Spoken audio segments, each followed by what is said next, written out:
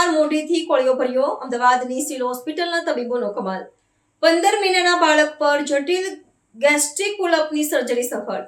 અમદાવાદની સિવિલ હોસ્પિટલના paediatric surgery વિભાગે મેડિકલ સાયન્સમાં એક મોટી સિદ્ધિ હાંસલ કરી છે. તબીબોની ટીમે 15 મહિનાના બાળક હિમાંશ પર ગેસ્ટ્રિક પુલઅપ નામની અત્યંત જટિલ સર્જરી સફળતાપૂર્વક પાર પાડી છે. હિમાંશને જન્મજાત અન્નનળી અને શ્વાસનળી જોડાયેલી હોવાની ગંભીર સમસ્યા હતી, જેના કારણે તે જન્મથી જ મોં વાટે ખોરાક લેવા અસમર્થ હતો અને તેને પેટમાં નળી નાખીને પોષણ આપવું પડતું હતું.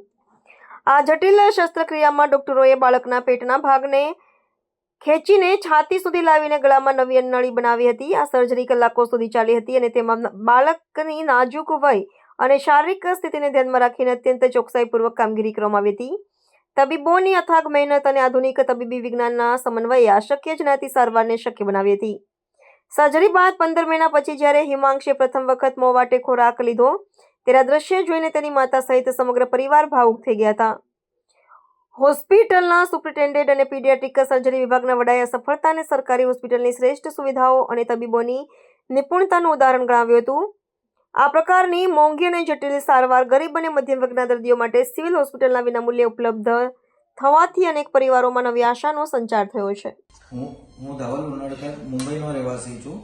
મારા દીકરા હિમાંશ ઉનડકરને 1 વર્ષ પહેલાં જ્યારે જન્મ થયો ત્યારે અમને જાણ થઈ કે એને અન્નનળી નથી, એટલે અમે તાત્કાલિક 24 થી 48 કલાકમાં એનું ઓપરેશન કરાવ્યું અહીંયા સિવિલ હોસ્પિટલમાં. ત્યારે અમને પેટમાં એક નળી નાખી અને ગળામાં એક હોલ કર્યો.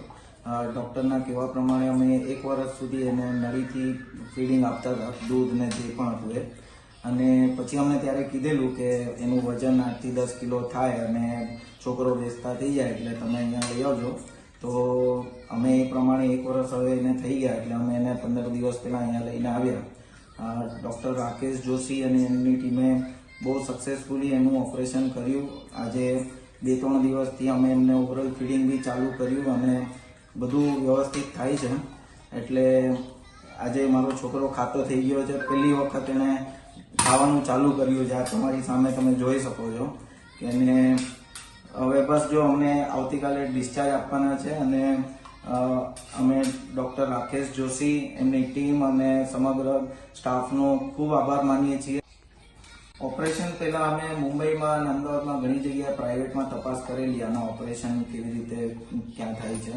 અમે જે રીતનો રિસ્પોન્સ મળ્યો 8 થી 10 લાખનો અંદાજે ખર્ચ બતાવે અને એનાથી પણ વધારે ડૉક્ટર પાસે એનો એક્સપિરિયન્સ એટલો બધો ના હોય. એટલે અમને જ્યારે જાણ થઈ સિવિલ હોસ્પિટલમાં આવા કેસીસ ઘણા બધા આવતા હોય છે અને છોકરાઓ સક્સેસફુલી એનું ઓપરેશન કરીને પછી નોર્મલ લાઈફ જીવે છે. એટલે પછી અમે અહીંયા અમારા છોકરાને દાખલ કરવાનું નક્કી કર્યું અને અહીંયા સક્સેસફુલી એનું ઓપરેશન થઈ ગયું છે અને હવે એની નોર્મલ લાઈફ ચાલુ થઈ છે 1 વર્ષ પછી. અને હું ડૉક્ટર રાકેશ જોશી, એમની ટીમ બધાનો ખૂબ ખૂબ આભાર માનું છું. અહીંયા કોઈ પણ જાતના ખર્ચ વગર અમારું ઓપરેશન સફળ રીતે થઈ ગયું છે.